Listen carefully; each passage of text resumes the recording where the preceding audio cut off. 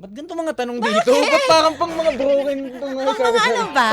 Parang mga pang Broken-hearted. Yes. Yes. Hanap tayo ng Ito yung pang broken-hearted eh. Bakit parang mali? tingnan Doon na lang sa blue. Ito. Ayan. Ano ang pinaka gusto mong ginagawa ng partner mo sa'yo? Gusto kong ginagawa ng partner ko kagaya. Si Lois ginagawa niya sa akin. Siyempre pag nilalambing ako, sino ba naman hindi gusto na nilalambing ka, di ba? Yun lang naman. Paano yung paglambing? Madaming, ngayon iba lambing na hinihingi ko.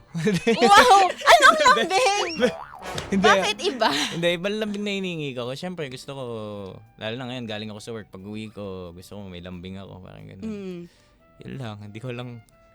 Oo nga. And how is kasi syempre iba ang level up ng marriage. True. So ano yung lambing na hinihingi mo dati versus ngayon? Dati kasi yung, di ba pag hindi ka lang ni-replyan, yung mga text-text, naipipikon ka na di ba? So parang gusto mo lang lagi lang kayo magkausap, lalo na busy siya, busy ako, gusto ko na kayo magka-text. Ngayon iba na syempre, pag uuwi ako, alam ko nandun sila sa bahay eh. So mas gusto ko, niyakap ako, ganyan, ni Lois. Pangit pakinggan sa akin ang putik. Bakit?